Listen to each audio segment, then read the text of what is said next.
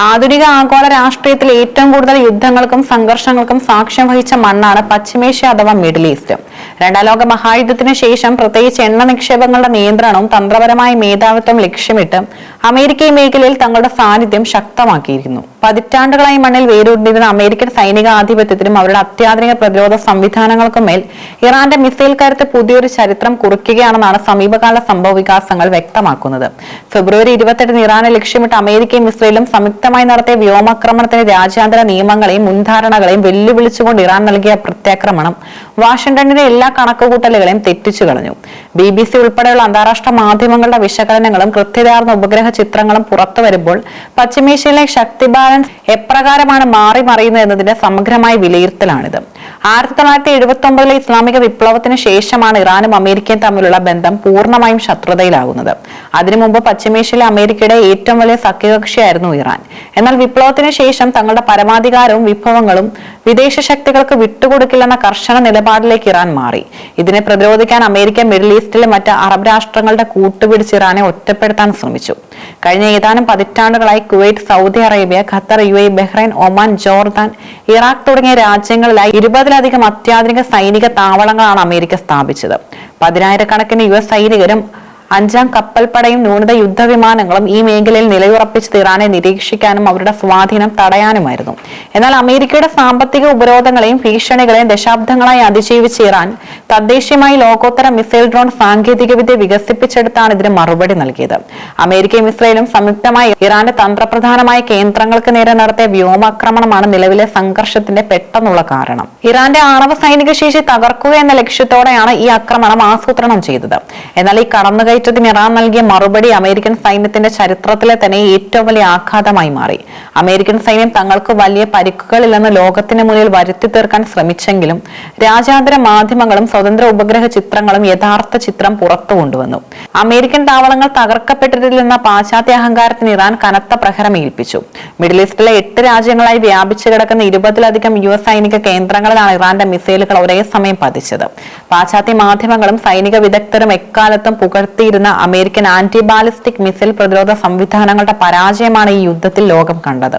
ശത്രുക്കളുടെ മിസൈലുകളെ അന്തരീക്ഷത്തിൽ വെച്ച് തന്നെ തകർക്കാൻ ശേഷിയുണ്ടെന്ന് അമേരിക്ക അവകാശപ്പെട്ടിരുന്ന കോടിക്കണക്കിന് ഡോളർ വിലമതിക്കുന്ന പ്രതിരോധ സംവിധാനങ്ങളാണ് ഇറാന്റെ സാങ്കേതിക മികവിന് മുന്നിൽ തകർന്നടിഞ്ഞത്. യുണൈറ്റഡ് അറബ് എമിറേറ്റ്സിലെ ഈ 2 തന്ത്രപ്രധാനമായ താവളങ്ങളിലെ മിസൈൽ പ്രതിരോധ ബാറ്ററികൾ ഇറാന്റെ ഡ്രോൺ മിസൈൽ കൂട്ടുകെട്ടിൽ തകർക്കപ്പെട്ടു. അമേരിക്കൻ വ്യോമസേനയുടെ പ്രധാന താവളങ്ങളിൽ ഒന്നായി ഇവിടെ സ്ഥാപിച്ചിരുന്ന അത്യാധുനിക വ്യോമ പ്രതിരോധ സംവിധാനങ്ങളെയും ഇറാൻ നിഷ്പ്രഭമാക്കാൻ കഴിഞ്ഞു. ഇറാന്റെ സൈനിക ശാസ്ത്രജ്ഞർ വികസിപ്പിച്ചെടുത്ത ഹൈപ്പർസോണിക് വേഗതയുള്ളതും റഡാറുകളുടെ കണ്ണുവെട്ടിക്കാൻ ശേഷിയുള്ളതുമായ മിസൈലുകളാണ് ഈ ആക്രമണത്തിൽ നിർണായകമായി പങ്കുവഹിച്ചത്. ശബ്ദത്തെക്കാൾ എത്രയോ മടങ്ങ് വേഗതയുള്ള ഈ മിസൈലുകൾ കണ്ടെത്താനോ അന്തരീക്ഷത്തിൽ വെച്ച് തടയാനോ US പാട്രിയറ്റ് മിസൈൽ സംവിധാനങ്ങൾക്കോ മറ്റ് പ്രതിരോധ കവചങ്ങൾക്കോ കഴിഞ്ഞിരുന്നില്ല. ആക്രമണത്തിനിരയായ താവളങ്ങളിലെ വിമാനങ്ങൾക്ക് ഇന്ധനം നിറയ്ക്കുന്ന കേന്ദ്രങ്ങൾ, അതിവേഗ റഡാറുകൾ, കമാൻഡ് സെന്ററുകൾ എന്നിവ പൂർണ്ണമായോ ഭാഗികമായോ നശിക്കപ്പെട്ടു. ഇറാന്റെ ഈ കനത്ത തിരിച്ചടി പശ്ചിമേഷ്യയിലെ US സഖ്യകക്ഷികളായ അറബ് രാഷ്ട്രങ്ങൾക്കിടയിൽ വലിയ പരിഭ്രാന്തി സൃഷ്ടിച്ചിട്ടുമുണ്ട്. Saudi Arabia, Qatar, Kuwait, Iraq, Bahrain, Oman തുടങ്ങിയ രാജ്യങ്ങളിലെ അമേരിക്കൻ താവളങ്ങളെല്ലാം ഇറാന്റെ കൃത്യതയാർന്ന പ്രഹര പരിധിയിലാണെന്ന് ഈ ആക്രമണത്തിലൂടെ തെളിയിക്കപ്പെട്ടു. മിഡിൽ ഈസ്റ്റിൽ സമാധാനം തകർക്കുന്നത് ഇറാനല്ല, മറിച്ച് ആയിരക്കണക്കിന് മൈലുകൾക്കപ്പുറത്ത് നിന്ന് വന്ന് ഇവിടെ സൈനിക താവളങ്ങൾ സ്ഥാപിച്ച് ഭീകരത സൃഷ്ടിക്കുന്ന അമേരിക്കയും അവരുടെ സഖ്യകക്ഷികളുമാണെന്ന് ഇറാൻ അന്താരാഷ്ട്ര സമൂഹത്തിന് മുന്നിൽ വാദിക്കുന്നു. തങ്ങളുടെ പരമാധികാരത്തിന്മേൽ കൈവച്ചാൽ മിഡിൽ ഈസ്റ്റിലെ ഒരു അമേരിക്കൻ താവളം സുരക്ഷിതമായിരിക്കില്ലെന്ന ഇറാന്റെ പരമോന്നത നേതാവിന്റെ പ്രഖ്യാപനം വെറും രാഷ്ട്രീയ പ്രസ്താവനയല്ല, മറിച്ച് യുദ്ധഭൂമിയിലെ യാഥാർത്ഥ്യമാണെന്ന് ഈ ആക്രമണം വീണ്ടും തെളിയിച്ചു. അതേസമയം പാശ്ചാത്യ രാജ്യങ്ങളുടെ തിരഞ്ഞെടുത്ത ധാർമ്മിക രോക്ഷത്തെ ഇറാൻ ശക്തമായി വിമർശിക്കുന്നുമുണ്ട്. മുൻകാലങ്ങളിൽ കുവൈറ്റിനെതിരായ ആക്രമണങ്ങളെ അതിശക്തമായി അപലപിച്ച യൂറോപ്യൻ യൂണിയനും മറ്റ് അന്താരാഷ്ട്ര സംഘടനകളും ഇറാന്റെ പരമാധികാരത്തിന് നേരെ അമേരിക്കയും ഇസ്രയേലും നടത്തുന്ന നഗ്നമായ നിയമലംഘനങ്ങൾക്ക് നേരെ കണ്ണടയ്ക്കുകയാണെന്നും ഇറാൻ ചൂണ്ടിക്കാണിക്കുന്നു. പാശ്ചാത്യ രാജ്യങ്ങളുടെ നിലപാട് വെറും നാടകമാണെന്ന് ലോകത്തിന് മുന്നിൽ തുറന്നു കാട്ടാൻ ഇറാന് തന്ത്രപരമായി കഴിഞ്ഞിട്ടുമുണ്ട്.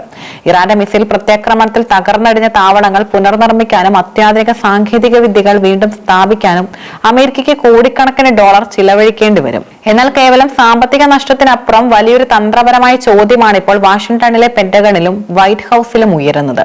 ഇറാന്റെ അത്യാധുനിക മിസൈലുകൾക്ക് മുന്നിൽ ഇനി മിഡിൽ ഈസ്റ്റിൽ പരമ്പരാഗത രീതിയിലുള്ള സൈനിക താവളങ്ങൾ നിലനിർത്തുന്നത് പ്രായോഗികമാണോ? തങ്ങളുടെ പ്രതിരോധ കവചങ്ങളെ ഇത്ര എളുപ്പത്തിൽ ഭേദിക്കാൻ ഇറാന് സാധിക്കുമെങ്കിൽ മേഖലയിലുള്ള US സൈനികരുടെ ജീവൻ എപ്പോഴും അപകടത്തിലാണെന്ന യാഥാർത്ഥ്യം അമേരിക്കൻ ഭരണകൂടം തിരിച്ചറിഞ്ഞു കഴിഞ്ഞു. ഇത് ഇറാന്റെ സൈനികവും രാഷ്ട്രീയമായി വലിയൊരു വിജയത്തെയാണ് കാണിക്കുന്നത്. അമേരിക്കയുടെ കടുത്ത സാമ്പത്തിക ഉപരോധങ്ങളാൽ ശ്വാസം മുട്ടിക്കപ്പെട്ട ഒരു രാജ്യമാണ് ഇറാൻ. ബാങ്കിംഗ് ഇടപാടുകൾ തടഞ്ഞും എണ്ണ കയറ്റുമതി വിലക്കിയും ഇറാനെ സാമ്പത്തികമായി തകർക്കാൻ പടിഞ്ഞാറൻ രാജ്യങ്ങൾ പരമാവധി ശ്രമിച്ചിട്ടുണ്ട്. ഈ പ്രതിസന്ധികൾക്കിടയിലും തങ്ങളുടെ ശാസ്ത്ര സൈനിക മേഖലയെ ശക്തമായി നിലനിർത്താൻ ഇറാന് കഴിഞ്ഞു എന്നതും ഒരു ജനതയുടെ ആത്മാഭിമാനത്തിന്റെയും പോരാട്ട വീര്യത്തിന്റെയും പ്രകടനമാണ്. സ്വന്തം പരമാധികാരം സംരക്ഷിക്കാൻ ഇറാൻ നടത്തിയ ശക്തമായ പോരാട്ടം ആഗോളതലത്തിൽ അമേരിക്കൻ ആധിപത്യത്തിനെതിരെ പോരാടുന്ന മറ്റു രാജ്യങ്ങൾക്കും ഗ്രൂപ്പുകൾക്കും വലിയൊരു ഊർജ്ജമാണ് നൽകുന്നത്. ആയുധബലം കൊണ്ടോ സാമ്പത്തിക ഉപരോധങ്ങൾ കൊണ്ടോ ഒരു രാജ്യത്തിന്റെ പോരാട്ട വീര്യത്തെയും പരമാധികാരത്തെയും തളർത്താൻ കഴിയില്ലെന്ന ഈ യുദ്ധം അമേരിക്കയെ ബോധ്യപ്പെടുത്തി കഴിഞ്ഞു. മിഡിൽ ഈസ്റ്റിന്റെ മണ്ണ് ഇനി വിദേശ ശക്തികളുടെ അധിനിവേശത്തിന് സുരക്ഷിതമല്ലെന്ന ഇറാന്റെ പ്രഖ്യാപനം യുദ്ധക്കളത്തിൽ അനർത്ഥമായിരിക്കുകയാണ്. അമേരിക്കൻ സൈനിക അഹങ്കാരത്തിന്റെ പ്രതീകങ്ങളായിരുന്ന അത്യാധുനിക റഡാറുകളും മിസൈൽ പ്രതിരോധ സംവിധാനങ്ങളും ഇന്ന് തകർന്നടിഞ്ഞു കിടക്കുമ്പോൾ അത് ആഗോള രാഷ്ട്രീയത്തിൽ ഒരു പുതിയ യുഗപ്പിറവിയുടെ സൂചനയാണ്. മിഡിൽ ഈസ്റ്റിന്റെ ഭാവിയെ നിശ്ചയിക്കുന്നത് 10,000-കണക്കിന് മൈലുകൾക്കപ്പുറത്തിരിക്കുന്ന വാഷിംഗ്ടണോ പാശ്ചാത്യ ശക്തികളോ ആയിരിക്കില്ല, മറിച്ച് ഇറാന്റെ നേതൃത്വത്തിലുള്ള പ്രാദേശിക പ്രതിരോധ സഖ്യങ്ങളും പശ്ചിമേഷ്യയിലെ ജനങ്ങളുമായിരിക്കുമെന്ന യാഥാർത്ഥ്യം ലോകം അംഗീകരിച്ചേ മതിയാകൂ. അമേരിക്കൻ അധിനിവേശം പശ്ചിമേഷ്യയിൽ നിന്ന് പൂർണ്ണമായി പിൻവാങ്ങുന്നതിലേക്ക് ഈ സംഭവ വികാസങ്ങൾ വഴി തുറക്കുമോ എന്നാണ് അന്താരാഷ്ട്ര സമൂഹം ഇപ്പോൾ ഉറ്റുനോക്കുന്നത്.